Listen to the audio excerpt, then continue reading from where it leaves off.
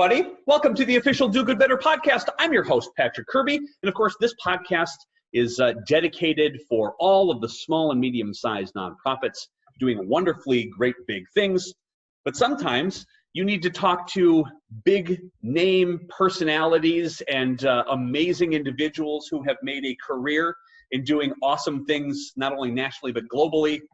Today's one of those days. I would like to welcome our guest today, Kris Putnam-Walkerly. She is a 20-year philanthropic, ultra awesome fundraising consultant and fundraiser in general. You've probably seen her if you've been paying attention in the Wall Street Journal, the Washington Post, Entrepreneur, NPR, Forbes. We've all heard of those things, right? She is amazing and it has said, yeah, I think we want to talk today. And I'm super blessed to have you. Kris, how are you? Welcome to the official Do Good Better podcast. Thank you so much. I'm happy to be here. I'm excited. All right. So for those who are kind of flipping through YouTube and they're looking through all of their podcast channels and they say, I like the sound of this. How did you get started and what's kind of your background and how did you get to where you are today, fundraising wise, here in the nonprofit world? Yes, so I've been advising as a philanthropy advisor for the past 20 years. And, my foray started with political organizing. My first job out of college was working for a nonprofit organization in the San Francisco area, trying to stop U.S. military involvement in Central America. Somehow I ended up getting a master's in social work. And then shortly thereafter, I went to work at Stanford University, where I was evaluating youth and gang violence prevention programs. That was funded by a major statewide foundation, the California Wellness Foundation. And what I learned, really what intrigued me about philanthropy was that if you, as a funder, if nothing else, you have a lot of money, right? But if you also have smarts, if you bring in the right people, look at top research, bring in the right experts, and really figure out what are the ways we can get to the root cause and solve some of these problems, you can create a lot of positive change. And they, at the time, were really focused on switching the notion of youth violence from a juvenile justice problem to a public health problem. And they were at the forefront. And I really appreciated that. So I thought, well, maybe I should continue working on in philanthropy. So I went to work at the David and Lucille Packard Foundation. And that was, at the time, this was the late 90s, way back in the day, I believe the largest foundation in the country, if not the world. And so that was a fascinating experience also to really understand strategic philanthropy. And then I was, basically in Silicon Valley during the dot-com boom. The biggest, challenge facing philanthropy at the time was our assets are growing so quickly. How can we possibly give our money away this year? So they hired lots of consultants. So it was fairly easy to get going. I did a lot of consulting with Charles and Helen Schwab's foundation and many other family foundations, health conversion, private, corporate. And that's kind of where I got started. And I think that's the best part about this for the audience who's the small and medium-sized nonprofits who are saying, I can never get the advice of someone who's worked in sort of these big things. That's the beauty of this podcast is we're bringing on folks like you, Kris, to help us understand that and really take some of the tips and tricks that you've learned in some of the biggest nonprofit organizations and the biggest foundations and how we can apply it to your day-to-day life. So this world is now bizarre, and it's a world that we 5 months ago had way greater plans, and now all of those are not a thing anymore. What are you seeing in your clients and in your realm that is the most jarring or the most interesting since we have entered this sort of global pandemic in general? Yeah. So I see three things. One is both among nonprofits and many foundations, there are a lot of both types of organizations that have basically gone into hiding. Yeah. So they are either out of fear or feeling overwhelmed or sort of deer in the headlights and not quite sure what to do or how to respond. They're nowhere to be found, right? They're under the covers, they're in the fetal position. They are just not responding. And I think, a lot of nonprofits are fearful that, they're not quite sure how to communicate with their donors, if they're bothering their donors, are they not the right organization to be seeking funds at this time because they're not, on the quote unquote front lines.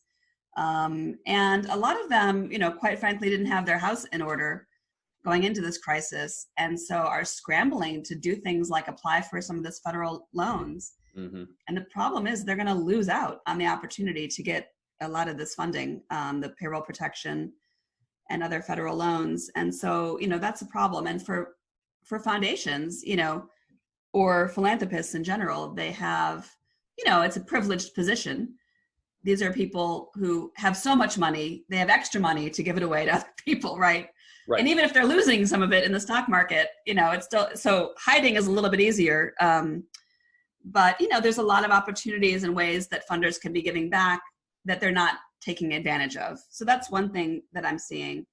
I think the other thing I'm seeing on the entirely flip side is a lot of both philanthropists and nonprofits that are innovating and shedding previously held restrictions and kind of policies and procedures and fears and dramatically changing, adapting, and innovating their work. And so, for example, on the philanthropic side, the grant giver side, a lot of foundations, had previously never been willing to provide core operating support, general support to nonprofits, and now are switching their existing grants to become, from program and project specific grants with all these restrictions, they're unrestricting those grants and making them core operating support. They are saying to their grantees, never mind the deadlines, just, we'll get back to you later this year. And by the way, don't worry about the report. We'll write it for you. We'll just call you. Don't worry about applications, here's money. Mm-hmm. And, and even better with all of it, a message of we trust you, nonprofit leaders. We believe that you will actually use this money as you best see fit. Mm-hmm. And we'll just wait to hear how that goes. Which is great. It's really amazing. And it's funny to me because, there's been a lot of people advocating for these kinds of changes in the philanthropic sector for a long time. Mm-hmm. And there's been many funders that have been willing to act this way, but there's a whole lot more that are making these changes. And similarly on the nonprofit side, nonprofits that are willing to try new things like switch in-person events to virtual events, practically overnight, which takes tremendous courage. Yes. And are willing to adapt, their services and, offer new things or offer it in different ways to people, even sometimes at no, without being able to generate any revenue, the ballet companies and the arts organizations that are offering free art online, which is really smart because it's keeping their membership engaged and potentially reaching different audiences mm-hmm. who will be there, I believe, when we return. Well, there is no new normal, but when things calm down, I guess I'll say. Yeah. And then the third is really the important need to shift strategy at this time. And we are living in a different world than literally everyone in the world is living in a different world than we were 5 months ago. So if you had a strategic plan, even if it was brand spanking new, 5 months ago in January or last year, now is the time to pull it out and reflect on what needs to change, because it's, I think, darn near impossible for it to be completely intact and relevant today. Some things need to adapt. Some things might stay the same. Some things might need to be abandoned, and some things, radically overhauled. Mm-hmm. And this can be done quickly and remotely, and it really should be done soon, because strategy, in my mind, provides the right framework for making decisions and allowing you to know what's most important to work on right now. Mm-hmm. For those in your first point, which is organizations going into hiding, is it too late, or is there if you pivot now and you make a turn and you make a conscious effort to say, no, we're done now, we've taken our lumps, we understand that we probably shouldn't have stopped communication altogether, and that we should have had this abundance mindset, that there is money and value and people who want to help. Is there time to make a turn now? And what do they do as a first step to begin that process to kind of creep out of the cave and say, is everything still here? And what's that first move for them? Yeah, that's a great question. And absolutely, there is no time like the present. And, you know, I think, you know, this crisis, it will continue. It'll ebb and flow. It'll evolve. But, you know, I think we need to think about being in here for the long haul. And things are certainly going to be very different. And they're going to continue to change. And so I think as nonprofit organizations, we need to think about how do we continuously adapt and also increase our agility so that we're not just adapting, which means responding to change that's, you know, happening to you, like a pandemic or a recession. But how do nonprofits proactively look out ahead, you know, if it's ahead next week or, you know, next year or whatnot, and look at what are some of the changes in the marketplace and the environment, positive or negative, and how do we turn those to our advantage? How do we identify innovations with that? And how do we, you know, navigate around some of the challenges? And so I think specifically, you know, steps to take would be, one is really to refresh your strategy or create one. And I mean, when I say quickly, I mean like by next week. I don't mean at all what we typically think of these elongated strategic planning processes that take 6 months or a year, and there's all this research. I mean, figuring out, okay, where do we want to be as an organization by December? You know, like not even a full year, like at the end of the year, right? Who do we want to be? What kind of impact do we want to be having? Where are we today? Like today, Friday, or today, whatever day you're thinking about it. And how do we get specifically from where we are today to where we want to be? And what are the, I don't know, 3 to 4 kind of most critical strategic factors that are going to get us there? If it's, we're going to need, you know, we had to furlough our entire team. So in order to get there, we're going to have to rehire. And who do we need to rehire? Like, is it the same people or is it a different skill set? Or it could be brand recognition, or it could be communications. It could be finances. You know, what are the 3 to 4 most important things you need to focus on? And then putting people accountable for them and kind of quickly figuring out, just very simply, like, okay, finances, ours are in disarray. So what are the 5 activities we have to do next in order to figure this out? Like, A, call our board chair who, you know, for advice on who to talk to. B, find an expert to advise us. C, like find a better bookkeeper, whatever it is, right? Take a training and kind of move your way forward so that you can understand, okay, this is our financial situation and we can make decisions from it, or these are the kind of board members we need to have on, or this is how we need to engage our current board, whatever it might be. But, you know, think of strategy really as your best thinking of the moment. Yeah. You know, and you can adjust this as you go. So get things moving, make progress, and then in June or, you know, within a few months or in a quarter, check in, where are we, adjust, and keep moving. I think that's big. And then the second thing is really communication with funders and donors. And, you know, I think there's all this technology that we're using and learning, but I think the most important piece of technology we have is the telephone or the smartphone or whatever it is, right? Like, they're sitting in our pockets. Yeah, they're sitting in our pockets. Right, they're sitting in your pocket. Like, pick up the phone and call people. It's built for that. They'll be delighted to hear from you because no one else is calling them. And they're all at home. That's what I've been talking about this. They're sitting at home.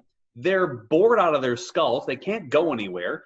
They want to talk about something other than a global pandemic. They want to know what you're doing. And one of the things that I think you touched on is just the speed by which you need to do something, and don't wait for it to be perfect.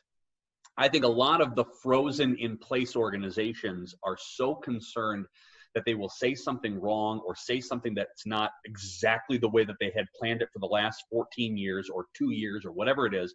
And they're worried that they're going to say something that's out of line. And I think that this pandemic has given everybody is going to give everybody grace to make a couple of errors if they're moving the needle forward and they're doing it for their mission and they're going to follow their true north of what they're doing as their organization. If you're just moving, for the love of God, just move. And then that will then, like you said, give you a path to realign every 2 days of say where we are, where we're going, and how we're doing it. Do not let perfection get in the way of progress. Dang it.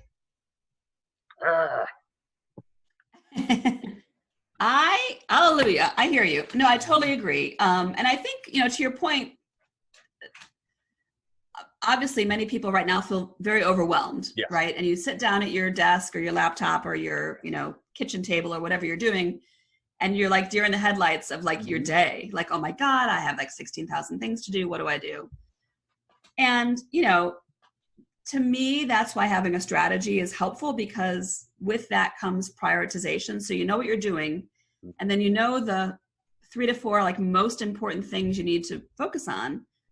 So if it's, get your finances in order and begin communicating with your donors, like that's your marching orders, like that's it. Mm-hmm. So that's how you should be spending your day. And so to me, while it does require a little bit of work up front, it unleashes clarity and the ability to prioritize, not just for your organization, but for everyone on the team, because everyone will have a role to play. Mm-hmm. But even let's just say, you can't fathom coming up with your strategy right now. At least you can think about, well, what are the 2 to 3 to 4 things that are most important for this organization or nonprofit to do in the next 2 months, right? Yeah. Get to agreement on that. And then just focus on those things. And like pick one. It really doesn't matter. Just pick one and move. Yeah. I think that's such an excellent segue into the next point that you brought up with people and organizations and even foundations, private foundations, adjusting strategy on the fly and kind of sloughing off the way that things have always done as a action step recently. I think, and I've been saying this, or the realization I've been saying this is, there's not a better group of individuals than those who work in the nonprofit world to adjust to a global pandemic, because we've been doing this our entire lives. You have a board member that says, hey, we need to do a gala and raise $100,000. Do it by next week. Or we need to ask this person who we have zero relationship with for a major gift because our finances are in chaos and we need to do it. This is what we've been doing forever. And so if there's a group of individuals, nonprofit world is built for taking this head on and swiftly changing. But what you said was interesting, because I think this is what I've realized is the private foundations and the donor advised funds who sit on a mountain of wealth. And I'm glad that you're seeing that they're kind of shedding off their old ways. And so 2 questions. One, if you're a small and medium-sized nonprofit and you live in a community in which those private foundations have not aggressively unleashed their funding that's available, how do you have that conversation? And number 2 that we can talk about is when this calms down, how do we prevent them from going back to their old ways? Because I think once it happens, the floodgates are done and you're not going to be able to put the lid back on the bottle here of you did it once, you can continue doing this and everything was okay. But I think there's going to be this natural instinct to contract once this thing has slowed down. How do we, as nonprofit leaders in the community, say, no, you don't get to do that anymore. We know that we can work together. This is way more fun. So let's start there. So how do we have that conversation, and then how do we continue this? Yeah, that's great. So how do you have that conversation? First is, I think you need to adjust your mindset as a nonprofit leader. Yeah. And the mindset really needs to be, you are a peer and you are a partner. And you're not asking for something, you're offering value to your donors. Yes, yes. And I write about this as I'm not sure if we mentioned this at the beginning, but I do have a new book out called Delusional Altruism. Yes, we're still going to get to that. And one of the things I write about in this book is having a scarcity mindset and then also an abundance mindset. And I think in this instance, the abundance mindset, the scarcity mindset is we're bothering you, we have our hand out, oh dear funder, could you please give us some money? But maybe we're not worthy. There's more important causes happening in the world right now, so we'll just wait. An abundance mindset is, hey funder, like you're not the one delivering on your mission, like we're the one delivering on your mission, right? Like the donors, generally speaking, are not the ones providing, homeless services, building low-income housing, teaching early childhood education, right? They're funding it, which is great. But you need to recognize that you as the nonprofit, like you're the one enabling the foundation or the funder to meet their mission. So you have a valuable role to play.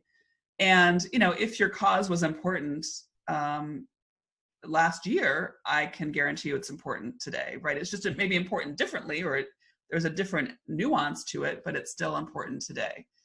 And so, you're providing an opportunity for your donors to help, to contribute, to meet their mission, quite frankly, to feel good about themselves. In some cases it's an ego, but genuinely speaking, these are individuals who really want to do the right thing and make a difference, but they can't do that if they don't know you and they don't know what you're doing, how you're responding, or how whatever your issue is being impacted and what solutions you have to address them.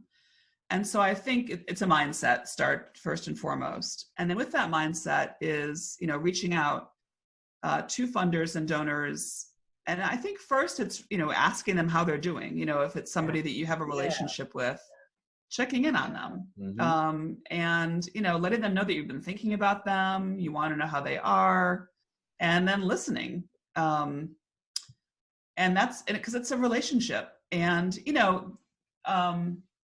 going back to a different kind of crisis, back about 11 years ago when I can't remember how many billions of dollars were lost in the Bernie Madoff Ponzi scheme. Yeah. But there were a lot of donors that lost, they lost a lot of money, a lot of their wealth.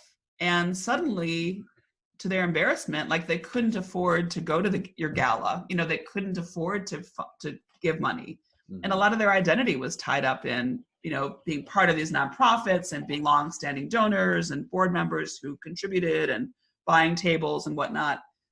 And, there's nonprofits that saw those donors as like, well, I guess they can't give us any money this year. We're just going to stop talking to them, or we feel bad, or we don't want to have an awkward conversation. So we'll just ignore them.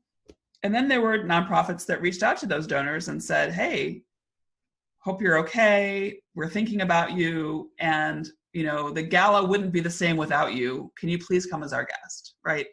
And those donors have a lot of loyalty to those nonprofits that were there for them in times that were really difficult in their lives. And so I think, again, sort of seeing your donors as other human beings and being there for them. And then, then letting them know what you're working on, how this is impacting you, the challenges you've had, the ways you've pivoted and adapted, and the opportunities you see going forward, and the ways that their money could be helpful to you. I mean, you're not going to walk away from that conversation with less money than you walked into it with, right? There's no downside. No. And so I think, it's important to have those conversations. And I think that's really one of the things that, and I love that point, which is you're all on the same team. They want to see you succeed. They've been there through the tough times and the bad times and whatever. I want them to do great things. So I think that's really kind of a fun thing. I really like that. Pivoting forward, how do we let them know, or foundations know, how to not have this stop? How to not have this stop? Is that what you said? Yeah. How do we not go back to the way things were? Yeah. So as I was saying earlier, right. So again, I think it's really amazing, all these kind of new best practices that many foundations and corporate giving programs are adopting, unrestricting grants, getting the money out the door much faster, eliminating the need for like 6 people to sign and approve a check, or even have, a lot of my clients, foundation clients, entered this crisis unable to issue grants without physically writing checks. And the checks were in the office, and they were on stay-at-home orders and couldn't get to the office. It's silly, but true. But anyway, so a tremendous amount of funders are changing how they're giving. And, my hope is that those practices stick. My concern is that there's like some future date in the world, like let's just say, I don't know, October 15th. And all of a sudden, all of those best practices are going to get like collectively sucked back into, foundation boardrooms. And we'll hear this like loud whooshing sound as all of those practices come back and like get locked down and never to be seen again. So I'm trying to prevent that from happening. But I think communication is actually the way to do it. And so I think, for the funders that are saying to nonprofit leaders, here's a core operating support grant. We completely trust that you'll do the right thing, and we'll get back to you, get back to us later this year. Like, that's awesome. And if I were the nonprofit leader, I would get back to the donor regularly to update them on progress, so that you can just kind of reassure them the money is being well spent. Here's what we're doing. Here's what we're seeing. And I mean like an email or a phone call. I don't mean like a report, and just why not keep your donors appraised of what's happening and how the money is being put to good use, sharing some stories, because that's going to feed, their belief that they did the right thing, and they can share those stories with their boards and whatnot. I think that is a tremendously helpful way to go about doing that. And then, I think at the end, demonstrating how the monies were actually spent, even if it was for general operating support, and all you did, quote unquote, all you did was fund, the executive director and the development director during that time. Well, that's great, because A, you're still in existence, in the recovery period, and B, you've raised money, or you've built more relationships, or whatever you've accomplished, even if your services had to go on hold. So I think, I think those, it's really all about communication. We can't end this conversation without talking about, you have a brand new book. It is out. Is it coming out? It's coming. It's out. You can get this right now. Delusional Altruism. It's out. Yes. It's out. Let's go get it. Let's Yes. talk about Delusional Altruism. What is this book about? And give us kind of a synopsis on why you wrote it, and why it's needed right now. Yeah. So yes, Delusional Altruism. It's available on Amazon and Barnes & Noble and Books A Million, and I even saw it at Target online recently. But I wrote the book. It just published in March, and I wrote it because after 20 years of advising philanthropists of all kinds, corporate giving programs, ultra high net worth donors, everyday givers, foundation leaders, I recognize that, these are people who genuinely want to make a difference. They really want to change the world in meaningful ways, but they are getting in their own way. They're preventing themselves from having the impact that they seek. They are holding on to sort of these illogical thoughts and ideas, and it's tripping them up. And often they don't even realize it. And so I wrote the book to help funders recognize how this happens and why it happens, and then what they can do differently, and how they can have more of a transformational impact on whatever issue or cause or community they care about. And to do that by transforming themselves and transforming how they give. Mm-hmm. Is there one general message that you, while writing the book, just said, this is gonna be so great if a nonprofit organization picks up this book and reads it? Yeah, I think for a nonprofit to pick up the book and read it, the value is really understanding your donors and understanding what's holding them back, what's preventing them from having the impact with your organization that you want. I think it's really kind of a really good insider's guide for nonprofit leaders to understand kind of what's happening in philanthropy and why things are the way they are.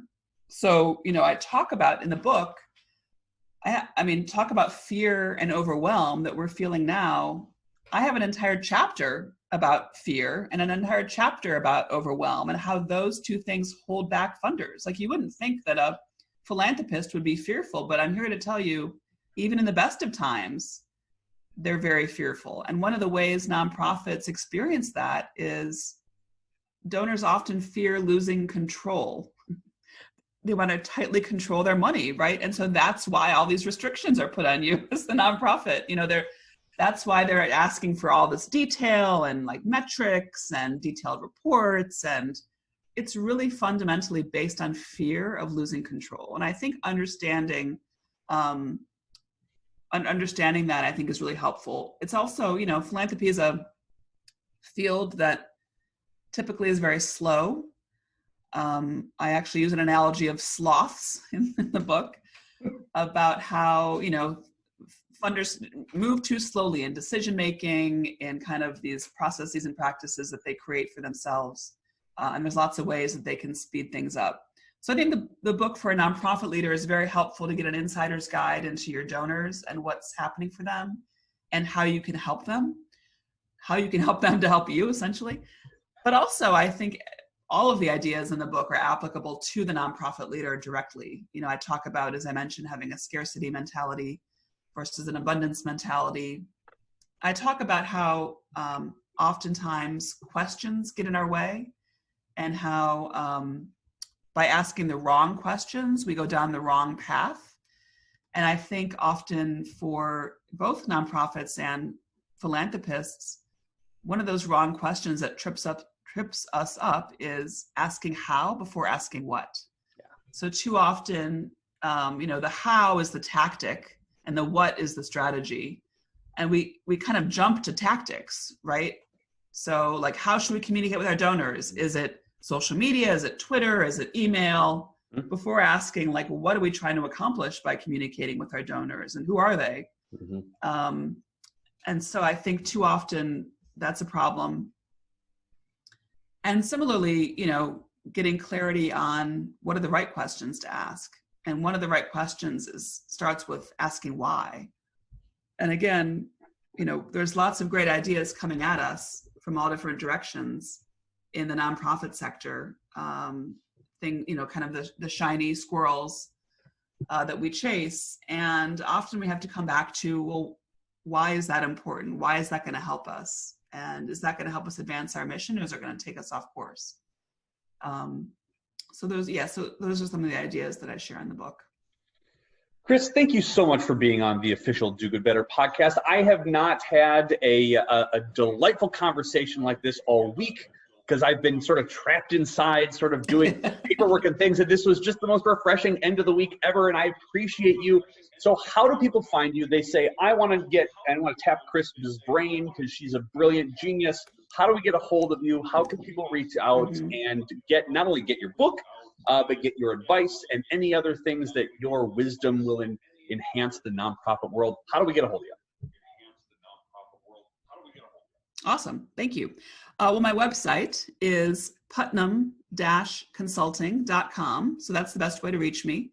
My book is available. The book website is Delusional-Altruism.com. And as I mentioned, it's also available at Amazon and Barnes & Noble. So those would be the two best ways to reach me. Outstanding. And of course, those will all be in the show notes.